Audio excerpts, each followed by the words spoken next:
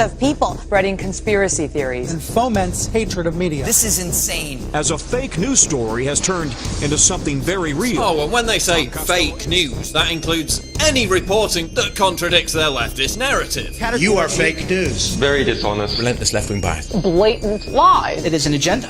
What you've just seen are two different definitions of fake news, but both of them can't be true. What is real news and what is fake news? That's what you're going to learn in Hoaxed, the media's war on truth. Fake news created the greatest economic recession since the Great Depression. It causes wars and is now causing domestic terrorism in America. The White House used the New York Times to help make the case for war in Iraq. The United States will treat cyber attacks just like any other attack. Bear Stearns is fine. I've been a journalist for 25 years, and I was educated to lie, to betray. What CNN is doing is they're essentially creating infomercials for dictators. And that's why we're doing Hoax, the media's war on truth. But we need you to be part of this. This is a project for the people, of the people, by the people. We are going to take down the fake news media. No more of this basic, boring, oh my God, there are double standards going on. This is going to be a full frontal attack on the fake news media. We're going to expose the frauds, the people who are robbing the nation of the money, the people who are causing wars, the people who are destroying this country and this entire planet. So join me, be part of this. We'll fight them together. We will take down and destroy the fake news.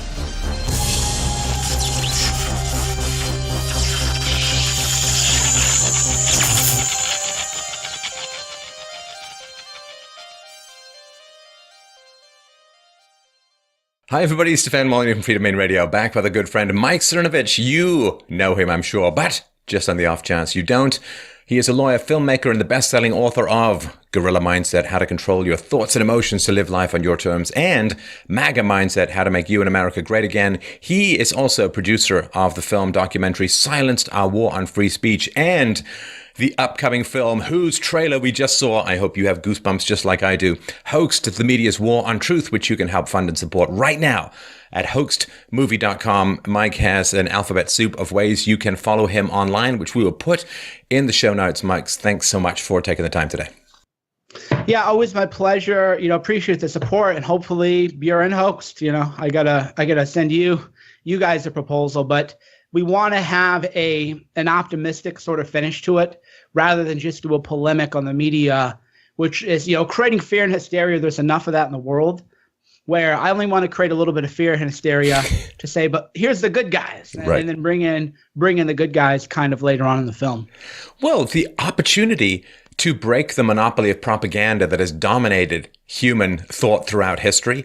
Ever since the days of Socrates, when speaking truth to power got you killed, philosophers or thinkers have generally done like one of two things. Either A, they have buckled down and supported the dominant narrative of the existing powers, or B, they've kind of isolated themselves in these polysyllabic ivory towers of inconsequentiality, taking a good pension and summers off as professors in order to not disturb the status quo.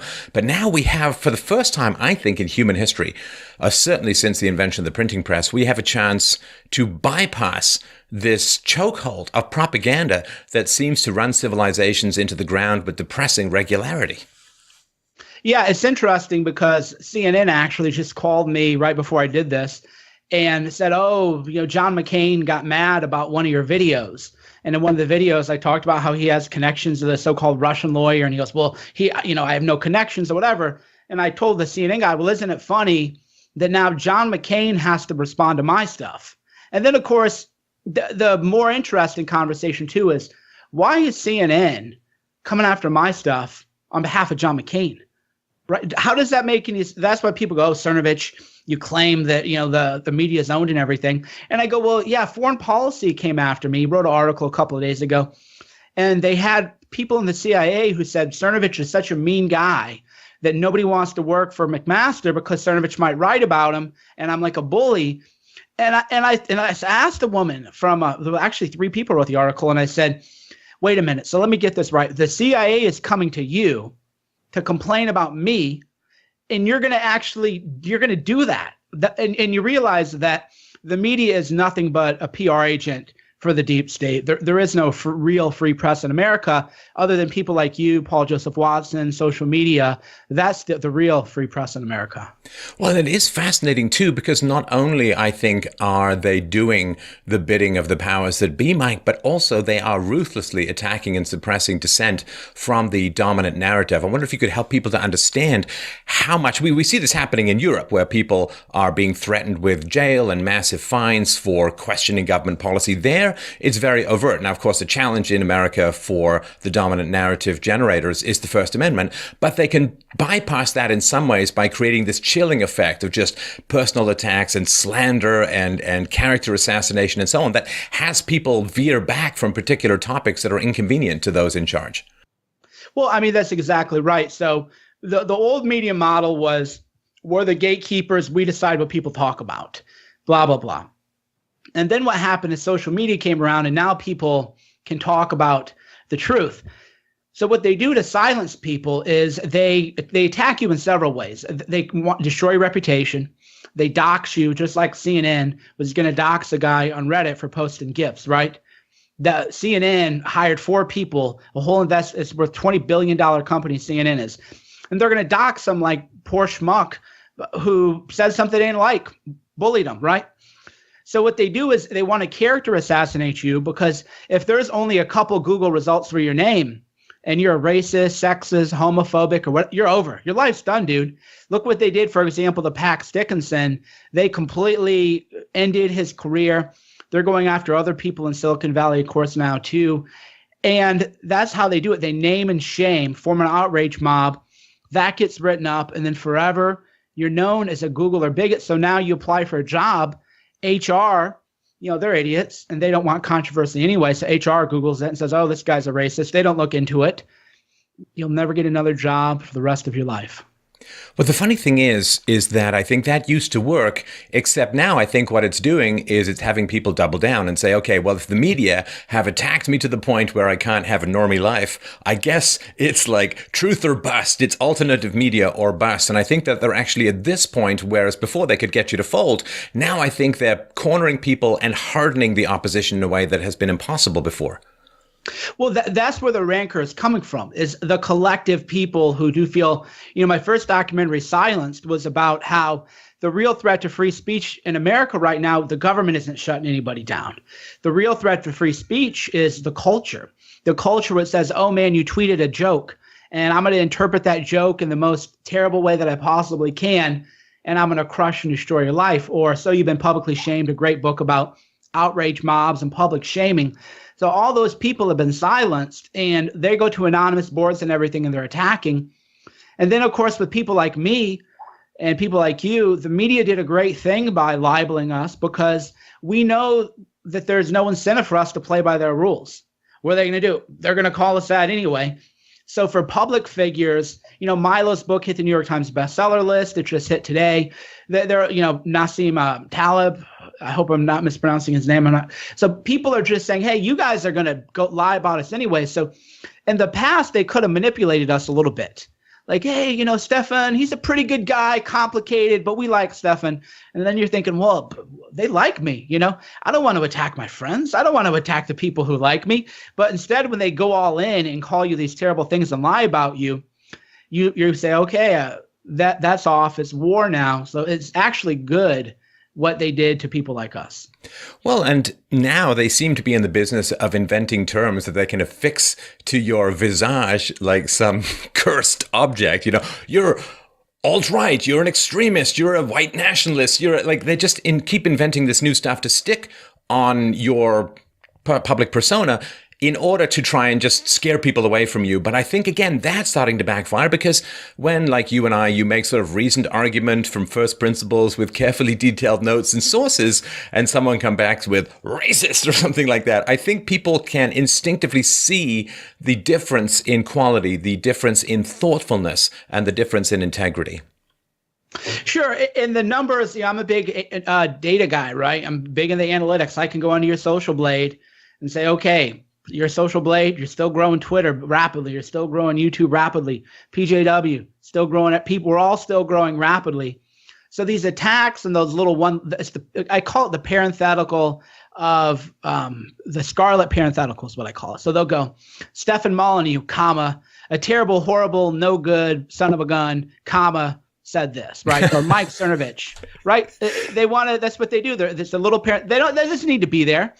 They don't say the New York Times, comma, which lied about weapons of mass destruction causing unending destruction and death, comma, said this, right? They don't get that little scarlet parenthetical. So for us, they try to give us that scarlet parenthetical, and people are just, they're sick of it, really.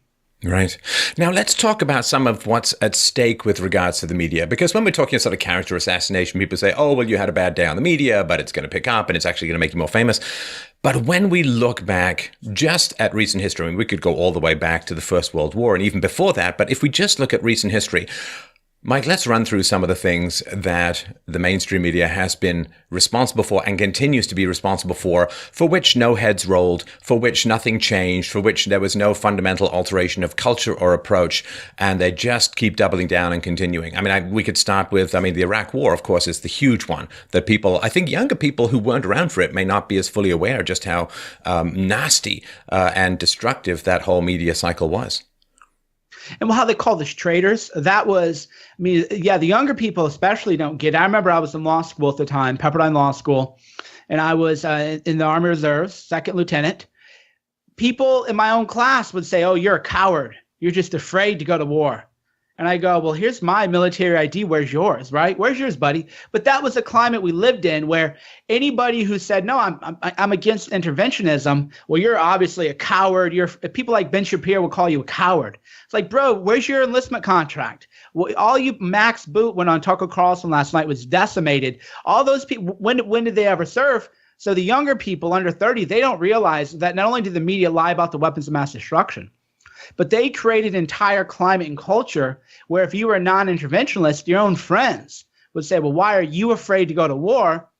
Because nobody on the media would call them out. Nobody would say, what kind of moron are you saying that people are afraid to go to war when you're not in the military, right? You're obviously afraid to go to war. Why don't you sign the contract? So they created that climate of hate and climate of paranoia, which people now, especially if they see, Trump supporters, they see. I'm a big guy. I don't wear a MAGA hat out in public because I know I'm gonna get in a fight. I can handle myself in a fight. But a guy got hit with a beer bottle the other night. The media has done that. Fake news has created hysteria. And then in terms of other fake news, and this is what in hoax we're going to cover a lot of things younger people don't realize. I had friends had to plead bankruptcy because of the housing bubble. The media said, oh, mate, housing is going up. You're a fool not to buy it. They brainwash people in the housing bubble, right?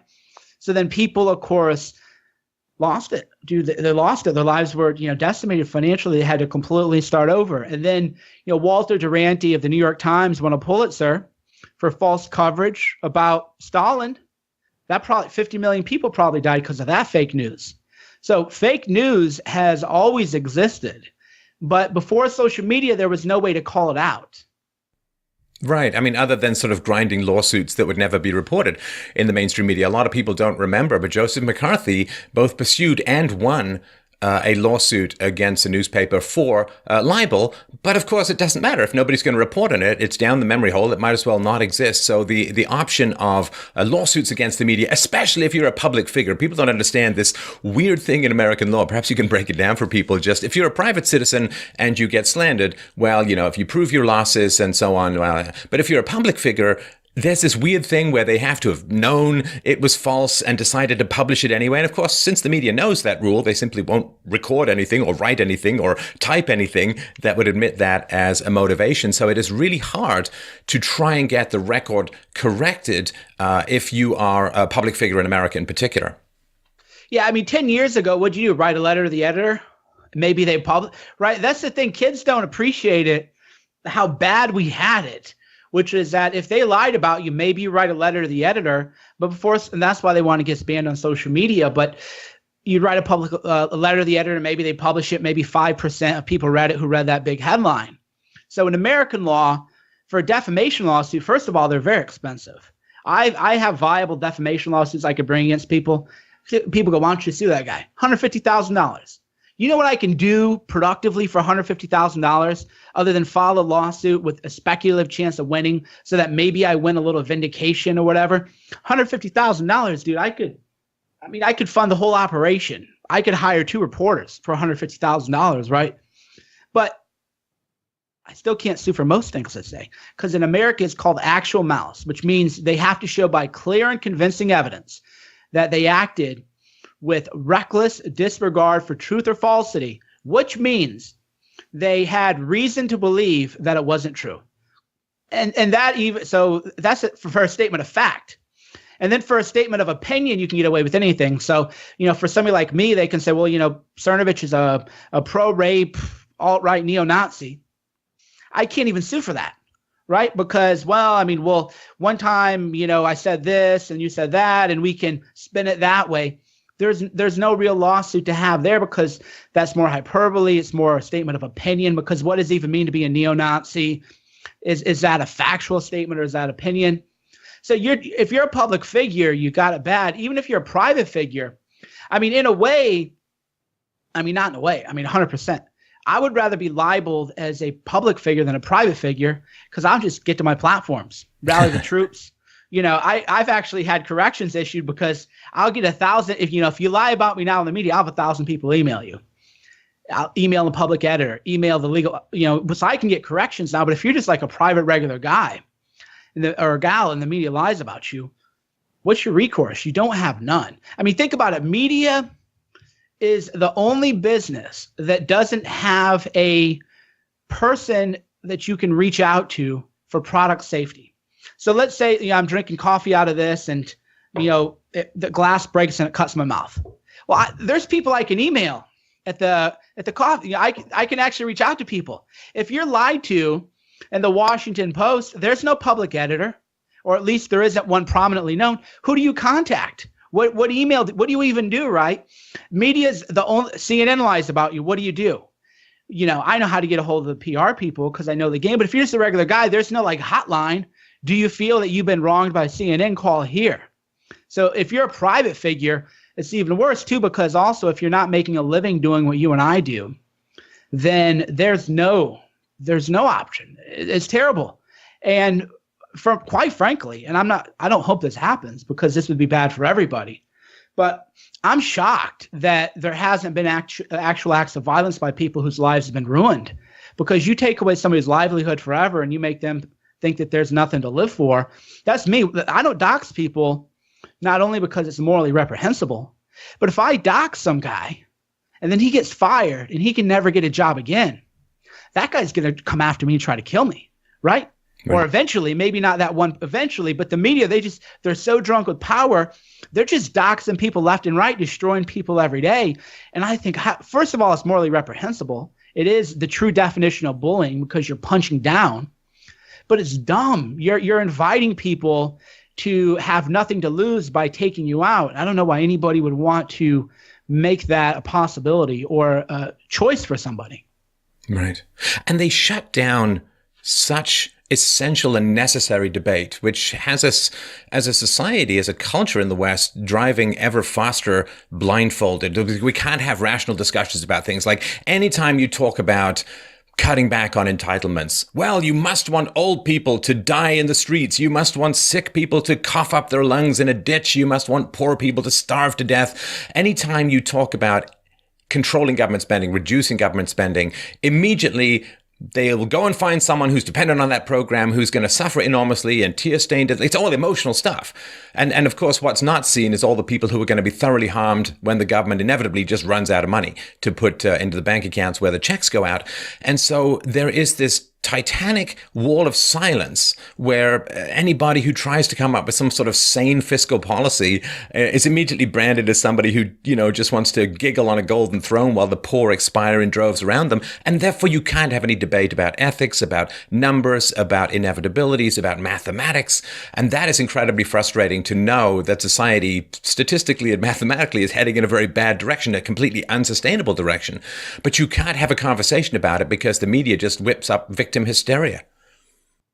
Well, it's a trend of no platform, which has led to political violence. Even though I play things up online, very few people in the media, I believe, are actually evil, like 10%. The rest of them are misguided group. There are some real legitimate sociopaths and pedophiles for sure. But I would say that most people like wouldn't kill me if they could. If they could get away with murdering me, would they do it in the media? Most people wouldn't actually murder me. A large, maybe more than 10%, maybe 30 or 40%. But the point is, I'll sit down and debate anybody. The minute, though, you no platform people, you are now unpersoning people, you're dehumanizing people. And then once you've dehumanized them, it is not much to say, oh, well, maybe we should just start hitting them with bats or shooting them or hitting with beer bottles. That's why the media has created this climate of political violence, because they've said there are people unworthy of being spoken to. I mean, think about the punishment in ancient Greece was ostracization, right? You would be removed from the community. Man is a social animal. Ostracizing somebody, saying that somebody is unworthy to be spoken to, unworthy to be untouchable. It's a new class of untouchable. That is, I mean, again, it's not only reprehensible morally, it's creating a massive powder keg in America where people say, oh, that's an untouchable right there. Deplorable is just another way of saying untouchable. So what's it if you go kill the guy, rape the guy, kidnap their children? They're not really people anyway. They're not really human beings. And the media is responsible for that. So that is where no platforming has gotten us. And that's why I don't know platform people. You know, people want to talk to me on Twitter. I talk to everybody. But the media is so bad, they'll go, you retweeted a neo-Nazi. And I'm like, well, yeah, and I've retweeted a left-winger. I've retweeted Jacobin Mag. I retweeted Max Blumenthal the other day, Alternet, right? I retweet a wide variety of people because I don't like the idea. You know, I'll retweet Ramsey Paul. People say, oh, he's so controversial. I'll retweet Jared Taylor. Like, well, you can't do that. It's like, no, that's BS. If somebody has something interesting and intelligent to say, you go debate the guy, because the minute you've decided that there are people that are untouchable, then you're saying that they're actually not human beings. You're part of the climate of violence. Well, and it's cheating. You know, I mean, it's the old free speech argument that if somebody's ideas are really bad, give them maximum exposure, let intelligent, well-intentioned people oppose the points that person is making. And that's the way that you defeat bad ideas. You don't just drive them underground. They don't disappear. If you drive them underground by making them horrifying to be discussed in public, you don't get rid of them. It's like saying, well, we can get rid of the black market by imposing price controls. It's like, nope, all you do is drive more trade into the black market. And this double layer of conversation that's happening, like the Overton window, this sort of acceptable things that you can talk about, and anybody who even brings up other topics, you know, these days it's like nationalism and stuff, patriotism, anyone who brings up these other topics, immigration control, whatever, boom, immediately, you know, far-right, fascist, neo-Nazi, no platform. That doesn't make the debate go away. That just means that people say, okay, well, we can't talk about this publicly, so now we're going to talk about it, or at least in the mainstream media. Now we're going to use social media. Now we're going to do it privately. Now we're going to organize outside the realm of public debate. And the bad ideas in those subcultures remain unchallenged, unexposed, unexamined. And therefore, it causes, I think, a toxicity to form in all of the subcultures, because they're being driven underground, and therefore they're not getting exposure to the best critical thinkers who can help them improve their ideas. And since everyone likes to talk about Hitler, it's worth pointing out that Hitler never won a majority of voters, how he took power, right? So people go, oh, free speech. I bet you Hitler would have loved free speech, because then Hitler was never able to actually convince people to do what he did. He actually silenced free speech. That's how the Holocaust happened, because you can't speak up. If you speak up, you're a traitor. You go to prison. Your parents or your children will be murdered. You'll be put in a concentration. Same thing with Stalin. No free speech in Russia. No free speech in Cambodia, the Cambodian genocide. No free speech in all these, in Cuba, Venezuela. So you look at and you and I have talked about this. What a coinkydink that all of those places that silence free speech are massacres, and they're all left-wing movements, which is of course fascinating too. And people don't want to talk about that ever.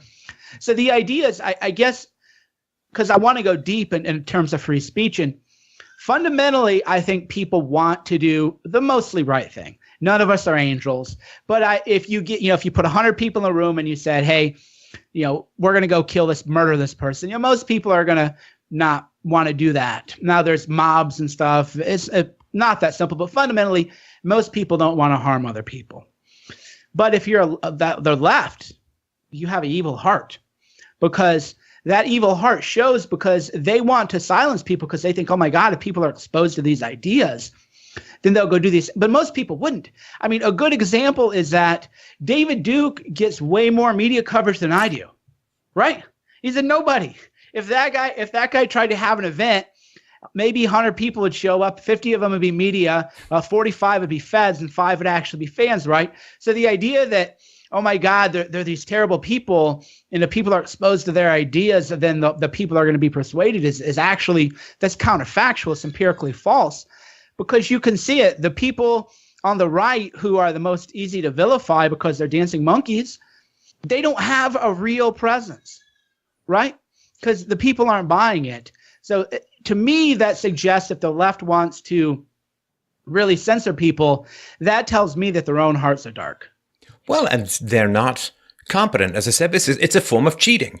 You know, if I say I'm going to have a boxing match with someone, and then, you know, like I hit him in the arm with a pipe the day before and say, you know, I won because he didn't show up or he didn't win or whatever. It's cheating. And this, to me, is very frustrating. Again, if people have bad ideas, they're welcome to come on my show. I do hours of debates with listeners every single week. I get people in I disagree with. We have conversations because, you know, I'm pretty good at having a debate and more than happy to be corrected if I've gone astray.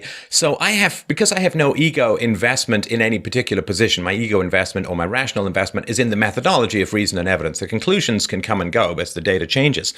And so because I have competence in the realm of debating, I'm comfortable having opposing opinions front and center in front of me.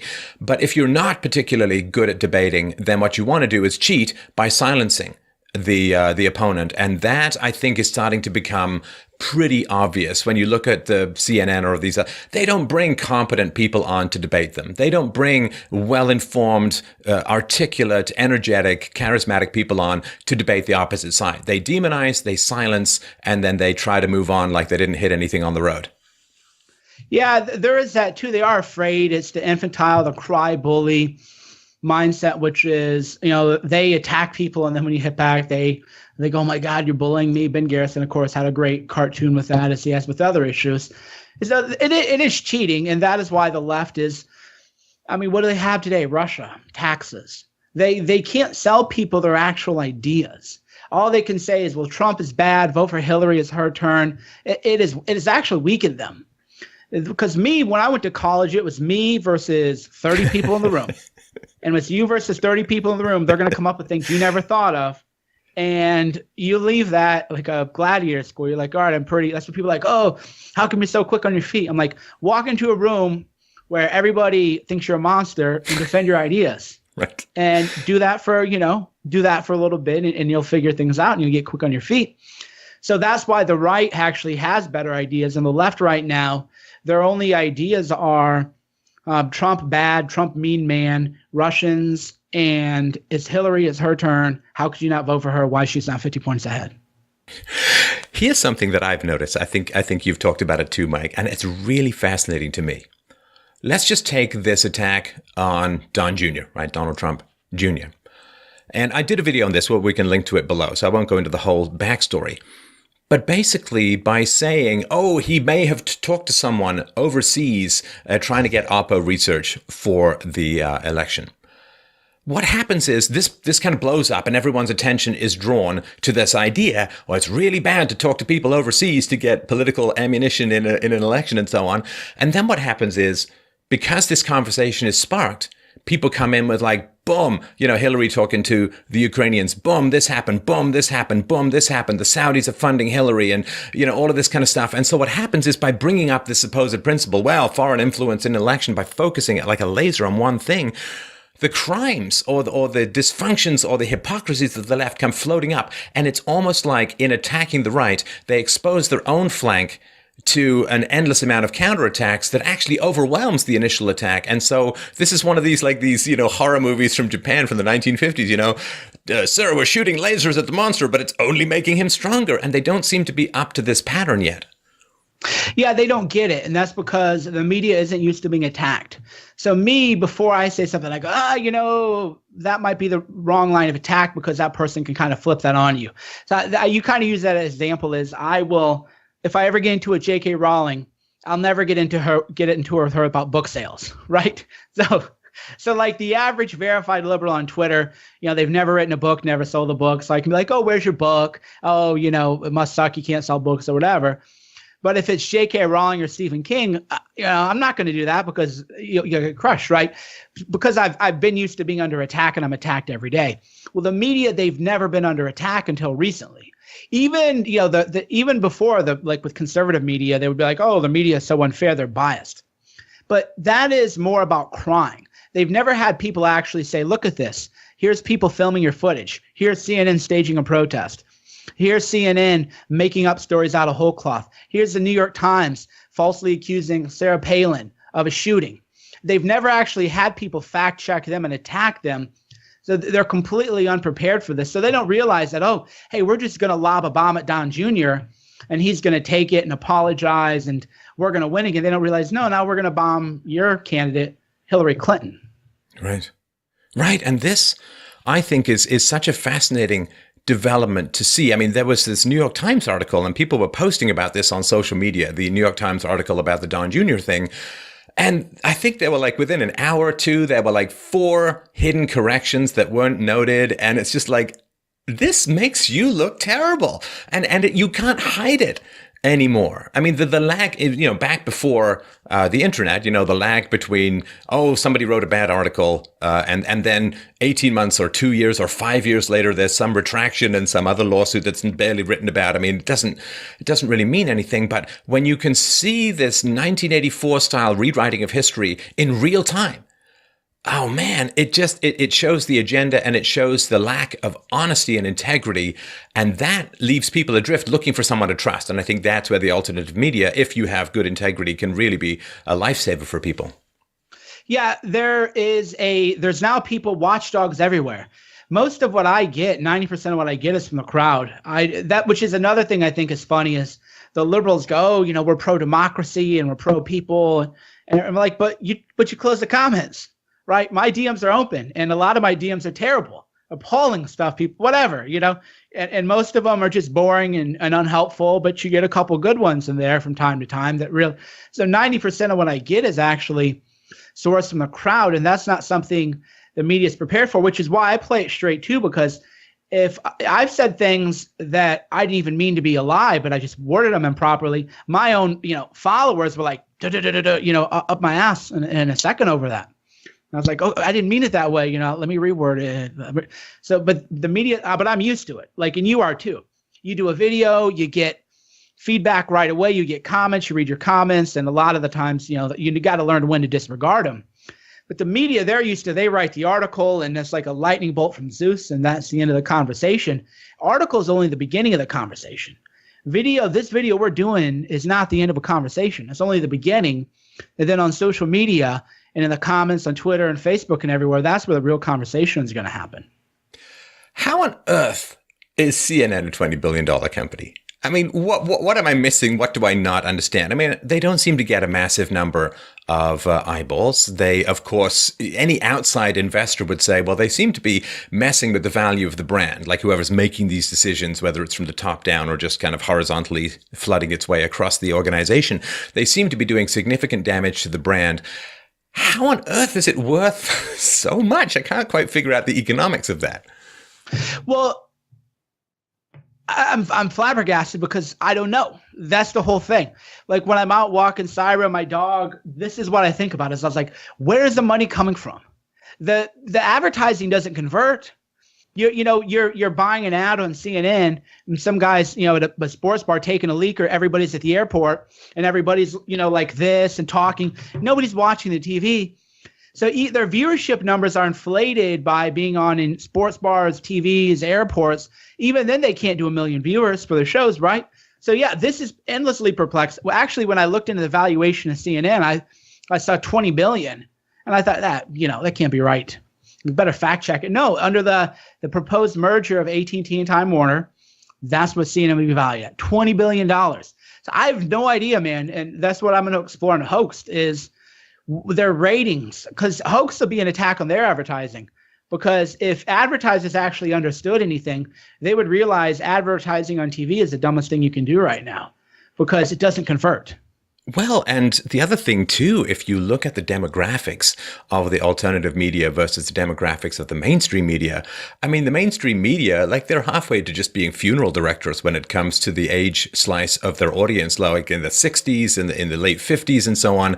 And so those people are heading into retirement. Their spending is going to go down. But if you look at some of the alternative media demographics, I mean, you know, I'm not sure what yours are. I'm big in the sort of mid to late 20s, 30s and so on. I mean, this is a rising generation of big spenders and ambitious people who are going to go out and you know, blow money on useful things for their career, for their family and so on.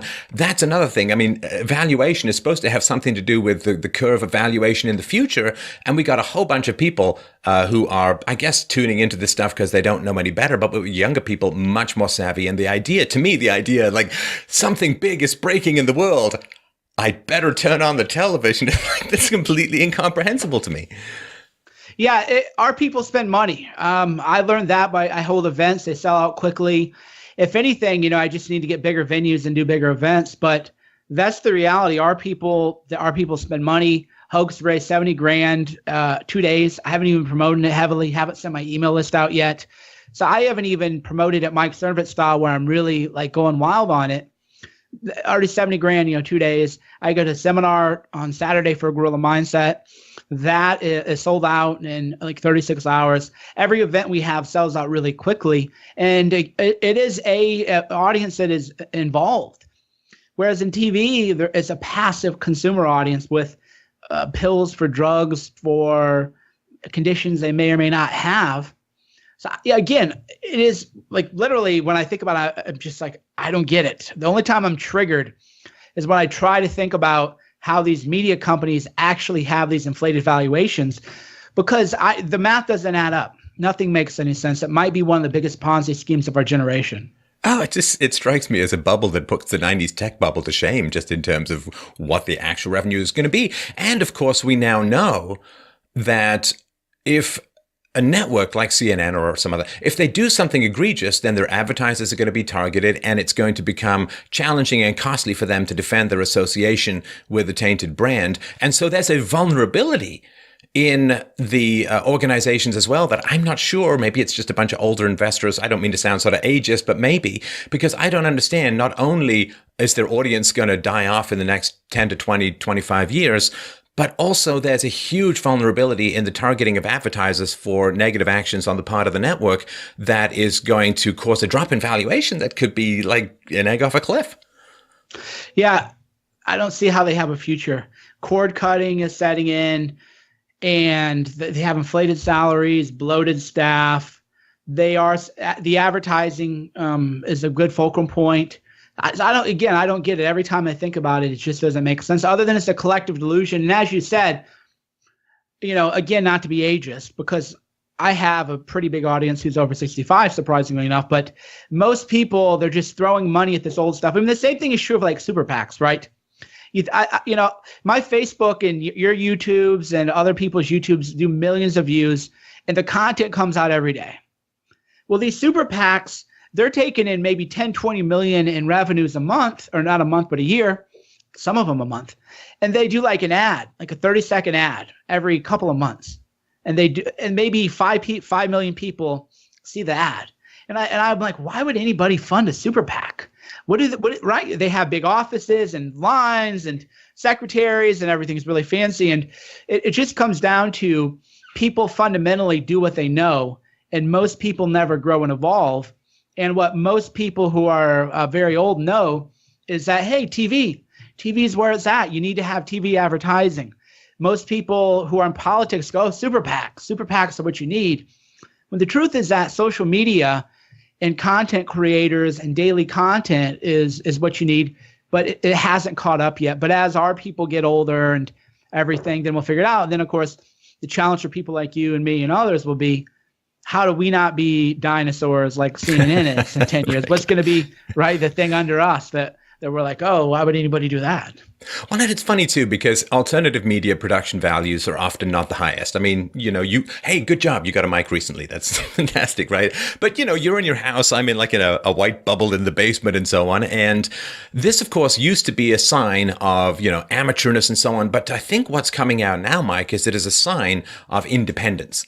I'm not dependent on people to build me $1 million set who I then am kind of obligated to and who may adjust in some subtle or not so subtle ways what it is that I choose to talk about, and this idea, can mainstream media outlets, particularly television, I mean, every other ad on American television is for something that's going to alter your biochemistry for a promised good. Can they really be objective about government funding of, say, prescription drugs if they're getting so much money from drug companies? It's like asking psychiatrists to be, independent of the pharmaceutical industry and so on. And so I think big flashy stuff, cap teeth, makeup, massive sets and so on, well, that all costs money. The money has to be paid for by advertisers. Advertisers have objectives over and above just selling ads. But also, if advertisers' business model overlaps anywhere with government power, then there's going to be a skewing of the media's reporting on that government power. I mean, if you've got a bunch of, if Boeing is advertising on your site, are they going to be indifferent to the possibility of being able to sell a lot of weapons in a new war? Is that going to affect your coverage? So I think before, low production values, so to speak, were considered a sign of, amateurish and so on. But to me, it's very clearly a giant flash bomb of independence that, you and I are responsible to our audience. We're not the puppets of any larger conglomerates that are funding our bills. I think that is beginning to alter valuation and perceptions of integrity as well. Yeah, it is a new sign now is that amateur is the new professional or amateur is the new honest. People want live, unedited content. And even the media, again, they're showing their hand. They go, how dare James O'Keefe edit us? How dare, right? How dare anybody trust these edited videos by James O'Keefe? And you're thinking, do you guys have a mirror? Take a look at it. It's a little bit off the beaten path of the stated topic, but let's go off book for a sec. I think it's related because when it comes to sort of establishment media or establishment orthodoxies, or establishment broadcasts of ideas, there is, I think, a fair amount of criticism. I know you've made some yourself, which I'd like to dig into here a little bit, regarding sort of the mainstream conservative think tanks and outlets. I know you've criticized Young Americans for Liberty and so on. I think this falls into a similar kind of category, that there are people who are desperate for a smaller state, for a more secure environment, for, some legitimate questions to be raised about the value of endless immigration from third world countries. And I think that they look at existing conservative outlets and say, okay, well, you guys have been conservatives for 5 decades or 4 decades. What precisely have you been conserving? And I think that question of tactics regarding how to shrink the size and power of the state or reinforce borders or nationalism, patriotism, has turned towards existing outlets. And I think there's a conflict not just between the new media and the old media, but between the new conservatism and the old conservatism as well. Yeah, the new, and I use this term carefully because people always take it out of context, but what I recognized about 2 years ago was what the right wanted was more militancy. They wanted aggressive people who are hard-hitting and striking back, which intuitively makes sense. What is the National Review and all those people done other than they essentially cry that they're being treated unfairly? And God bless Donald Trump as much as, I like what he does. The unfair New York Times, who cares? Guess what? Life is unfair, President Trump. It's unfair. Nobody cares. Nobody wants to hear that anymore. What people want is attack all the time. That's what they want to see. So the National Review and all those people can't attack anybody. We can't do what they do. We can't sink to their level. When, Posobiec and Laura went to, Shakespeare in the Park, oh my God, they freaked out. And my response to that was, look, if our side is doing that every time, I'm going to have a problem with it. I'm going to say something about it. If our people are pulling fire alarms and having riot, I'm going to have a problem with it. But if our people one time go do it just to show you, hey, this is what it's like to have your event disrupted, and they do it peacefully, I'm like, what's the big freak out? Why are these people freaking out that one time we did 10% of what happens to us? I had a Guerrilla Mindset seminar. They got all kinds of threats. The venue holder did, just because people don't like me. So yeah, people are so tired of that where, oh, we can't do that. We can't show them. But meanwhile, if you want to give a talk in Canada, they'll pull the fire alarms, they turn on the sprinklers or something. In the case of the deplorable, they wanted to put butyric acid in the ventilation system and cause a stampede. So yeah, people are definitely tired of conservatism. As a brand, conservatism is dead. People are still calling themselves conservatives, but that's only because they don't have a better label. They've conserved nothing. They've had no wins. They haven't won anything. They couldn't stop Trump. They were never Trump. People forget that. Yeah. There was a whole issue of the National Review called Never Trump. And they lost, right? So they couldn't even stop. All of the might, and I put in quotes, of conservative media and the conservative establishment united with the entire might of Hillary Clinton's $1.2 billion and the entire fake news establishment wasn't able to stop Trump. So it was no surprise then that conservatives, when they fight with the media establishment, never win. Well, there's a funny thing, too, with the disruption of the Shakespeare in the Park play. What I found interesting was there were so many people outside the sort of coastal elite bubbles who were like, wait, what? They're taking tax dollars to simulate the assassination of the president every night? I mean, it raised awareness in a way that no little article on some website or some magazine was going to do, where people are like, that is really shocking. Okay, maybe I don't agree with these guys going on the stage, but wow, the bigger picture is, I'm being forced to fund this assassination porn in the guise of art that's going on every single night. And that raising of awareness through these kinds of tactics is a time-honored methodology for getting the word out there, because it dominated the news cycle. And of course, what happened was, again, this sort of blowback. The media was like, isn't it terrible that they interrupted this ritual assassination of Donald Trump? And people were like, wait, what? Ritual assassination of Donald Trump? I think I'm going to focus on that a little bit more. And so even the outrage the left threw to Jack and Laura ended up blowing back because people were shocked at what they were interrupting rather than that they interrupted. Exactly. It was highly effective, highly coordinated, and conservatives freaked out about it. They're throwing, why, just shut up. That's my outlook. Why don't you guys just shut up? You lost. You haven't won anything. Other people here are doing great things. Nobody got hurt. It was a 30-second, 60-second thing. It got an incredible amount of earned media. Any PR from the world would charge you $500,000 for the kind of coverage that, and plus, quite frankly, and I've said this before, if somebody wants to come to my seminar and for 30 seconds yell at me, and then that's going to get me written up in the New York Times, the Daily Mail, CNN, come on in and disrupt my event for 30 to 60 seconds. I can handle it. So the Shakespeare in the Park people, they got more PR too. So it was a win-win all around, but that's just an example of how feckless conservative establishment is, where anybody who wants to take a little bit of action, show a little aggression, attack a little bit, is backstabbed by conservatives. Well, and it's so frustrating for me, Mike, when people have these lofty Queensberry rules standards of boxing. And it seems like, well, we've got these high standards. You see, we don't want to sink to their level. What? And it turns out that they just want to stay inconsequential, cash the checks from their donors and not provoke a fight with the powers that be, which are both on the left and right, particularly in the media. And I always really, really dislike it when people claim to have these high moral standards. And in my view, at least, often it just turns out to be cowardice, which is fine. I mean, if you want to be a coward and not take on the media and not take on these fights, that's fine. Everyone can, everyone has their specialties. Everyone has their own level of risk. It's perfectly fine. But don't pretend that you're doing it. Don't pretend, because what that does is it means other people think the problem's being taken care of. Like if some guy's drowning and I say, I'm an Olympic swimmer, I'm going to go out and save him. And then everyone else stays on the shore and I swim out there and just watch the guy drown. I've kind of interfered with him being saved by claiming I'm going to save him.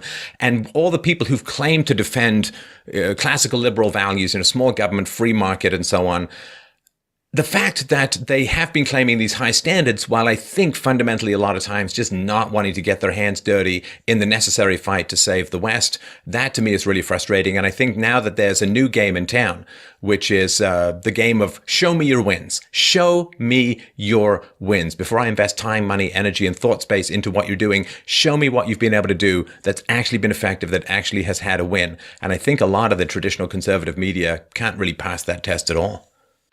No, none of them can really. I mean, at least the old guard.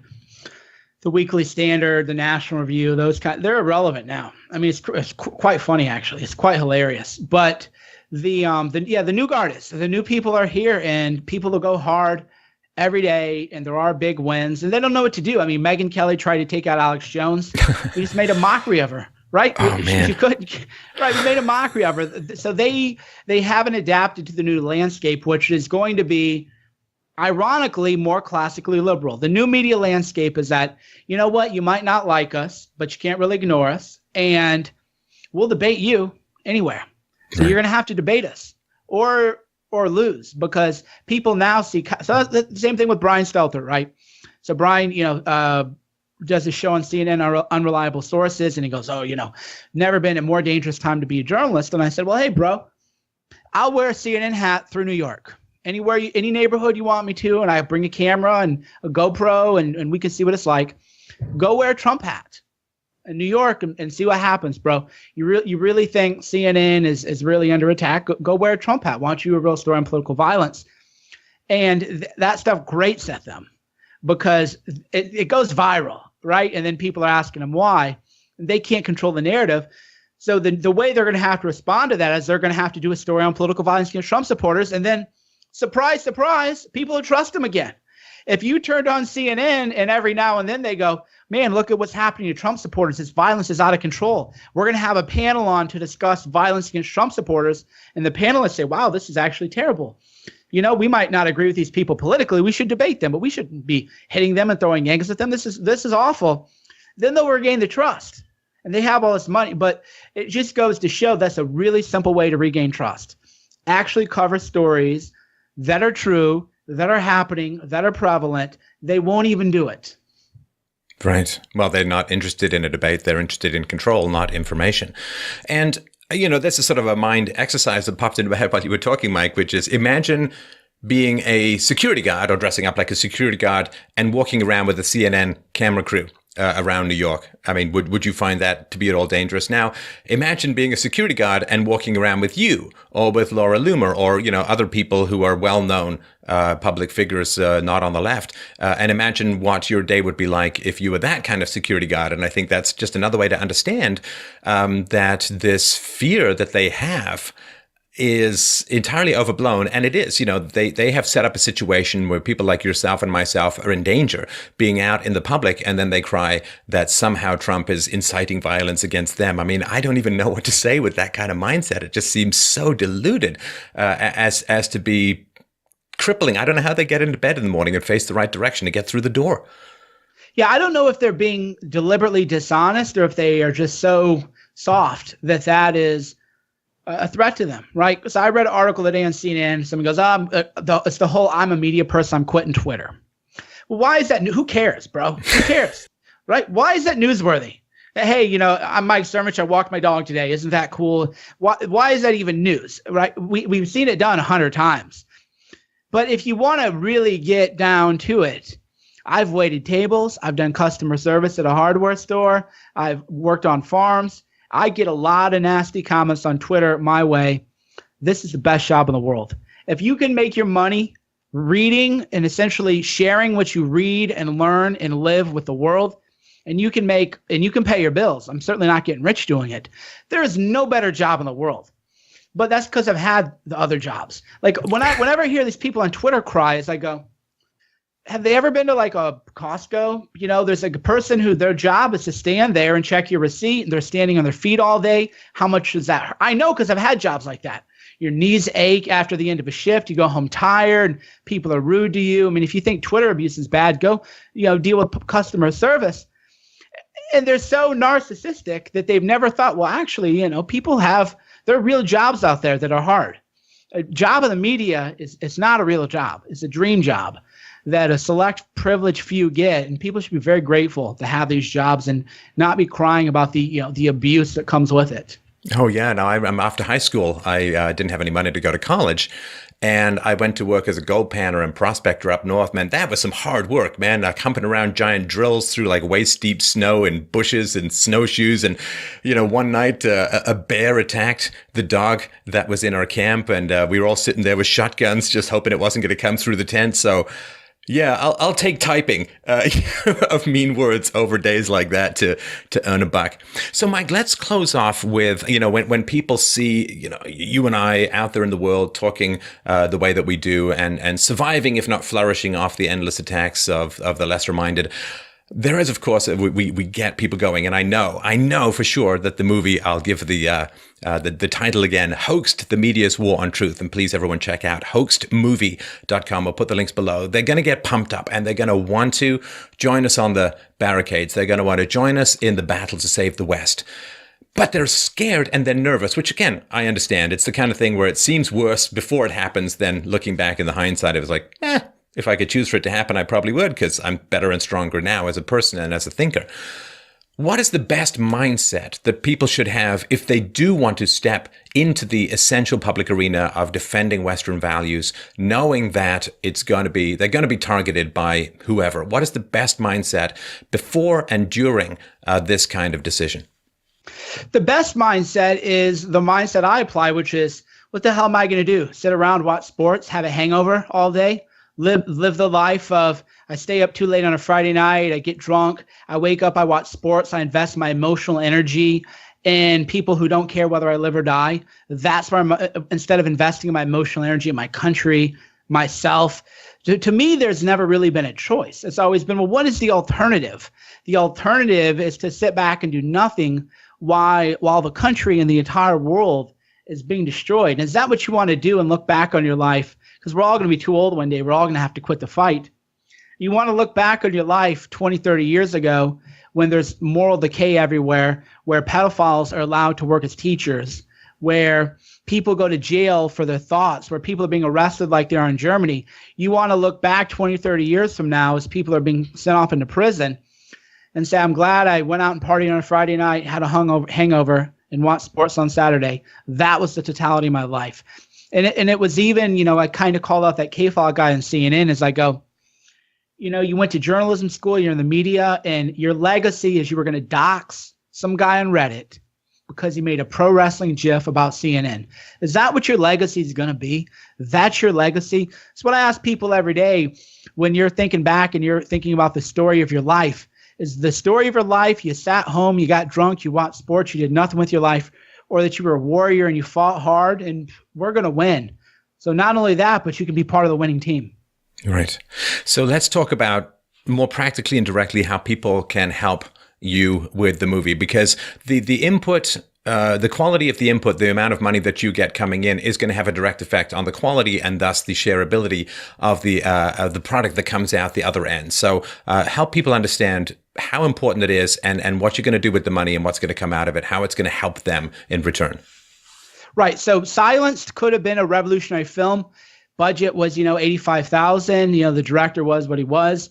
It was a good little CBS NewsHour kind of special, like an NPR thing. That was cool. It was a little think piece. But it is not going to have cultural impact. The idea from Hoaxed, I want Hoaxed to be the pumping iron of new media. Here's what I mean. Everybody who goes to the gym, whether you know it or not, you go there because a documentary film called Pumping Iron was released by George Butler and it starred Arnold Schwarzenegger. That created gym culture. A charismatic figure created an entire new movement, and now gym culture as we know it exists. I want a new media culture and a distrust for the establishment media culture to exist. The way to do that is more than anything films. Books are great. Books do not move hearts and minds, especially in the modern world like films do. And the films got to have a little pizzazz. They got to have flash. They got to have the expensive cameras and the cut and the music and the hype. And that is why, if anybody watches, I encourage them to. If anybody watches the trailer for Silenced, compare it to the trailer in Hoaxed. The production level is next level. So where's the money go? The first thing I always tell people is I don't get paid on the films. I work as a producer. I don't take a producer's film for it. I didn't make a profit off of Silence. The money I did make off of Silence is going right back in Hoax. And there's no fast and loose where I paid myself or I paid. No, Shauna doesn't get paid. I don't get paid. The money only goes to fund filmmakers and creators who are doing the work. And they, quite frankly, don't get paid what they would be getting paid in Hollywood. But they do Hollywood level work. So the money is going to go to 2 directors I hired who are amazing. And you can, see for yourself by the Kickstarter trailer the level we're going to play at, major league level. Development photography, some graphics for the title cards, a composer. And realistically, the budget's going to be probably 250,000 is what it's going to take to do right. And, just for people listening in, if you want to measure success, right? I want Silence to be on Netflix, okay? That's the level that it has to be at, the kind of documentary, and it's got to have the kind of popularity and the shareability that is going to get on Netflix. That's how we measure success. So I'm making a documentary that is going to be a Get Me Roger Stone level kind of thing that people are going to be talking about. It's going to make waves. And to do that, we do need the support of the people. I'm putting my time into it and putting hundreds of hours in the film, putting in my own cash. And I have put up my own cash for the Red Pill. I was an associate producer on that, put up 10 grand. So we do need people. If they want a great film, people always say, what can I do? What can I do? Well, that's one really simple thing you can do. And if only people can do $1, that's actually useful. And here's why. The Kickstarter, it'll say, you raised X number of dollars from Y number of backers. So if it says, we raised 200,000 for Hoaxed with 10,000 backers, well, that's incredible. So even if, 9,000 of the backers are only $1 each, that shows people, no, there's a lot of people who want to see that. That's actually how you get traction. That shows there'll be a strong demand for it. So, yeah, if there's anybody listening, and I know we all have different financial situations, but if there's an option on the Kickstarter for $1, so if you got $1, kick it in, because that $1 now is a vote. You're now voting with that $1. You're saying, I'm one backer. I want to see this film. And then distribution companies and Netflix and other people are going to see that, and that's going to be persuasive. And what's your money going to be worth unless we can start having rational discussions about the value of currency? We got hyperinflation down the road if people try and pay off their unfunded liabilities by money printing. There's devaluation. There's soft and hard defaults. To me, this is a great investment to spend your money on in order to have the potential to retain the value of your money. Because if this film works, then the mainstream media is going to step aside a little bit and an opening is going to occur among the general population for essential conversations that right now are very, very hard to achieve. So I would strongly urge people, please go to hoaxedmovie.com and check it out. Also, Mike is the Twitter god. Basically, Twitter should just have a big picture of Mike on it. Twitter.com/Cernovich. The blog, the great blog, dangerandplay.com. And we'll put other links below. Particularly check out Mike's Periscopes. I feel like I've exercised just watching his Periscopes. It's wonderful.